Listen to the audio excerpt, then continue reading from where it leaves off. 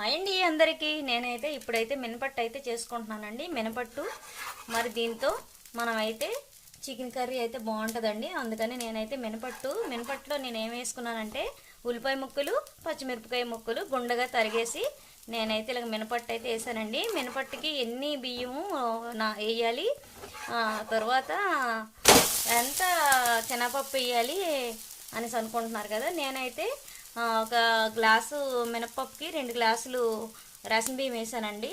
తర్వాత ఒక 2 స్పూన్లు శనగపప్పు వేసాను.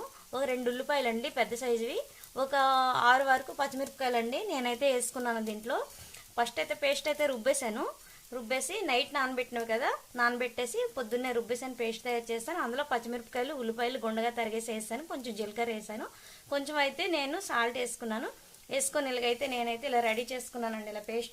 ఇలా పేస్ట్ రెడీ చేసుకొని ఇప్పుడైతే నేనైతే ఇలా మినపట్టు అయితే వేసుకుంటున్నానండి. మినపట్టు వేసుకోవడానికి కారణం ఏంటి అంటే మనకి కొంచెం ఫీవర్ వచ్చినట్లున్నా, కొంచెం తలనొప్పి వచ్చినట్లున్నా సరే తింటే చాలా మనకి మైండ్ కొంచెం రిలీఫ్ ఇచ్చినట్లు ఉంటుందండి మినపట్టు తింటే. అందుకోసం నేనైతే ఇలా అయితే చేసుకుంటున్నాను. మరి మీకు కూడా నచ్చితే మీరు కూడా చేసుకోవచ్చు. ఈ మినపట్టుతో ఏం తినాలి, ఏంటి, ఎలా ఉంటుంది, తింటే ఎంత టేస్ట్ వస్తుంది ఏంటి అనేసి నేనైతే ఒకటి చెప్తానండి. అదైతే మీరు కూడా ఫాలో చేయండి. నేనైతే ఇలా చేస్తున్నాను. ఇప్పుడు మినపట్టుతో అయితే నేనైతే మొత్తానికైతే చికెన్ అయితే బోన్లెస్ చికెన్ అయితే తింటే బాగుంటుంది.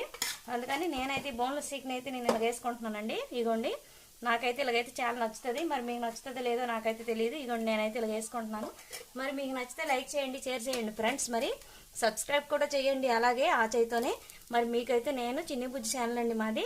ఓకేనండి, బాయ్ అండి. నేనైతే ఇలా చేసుకుంటున్నాను.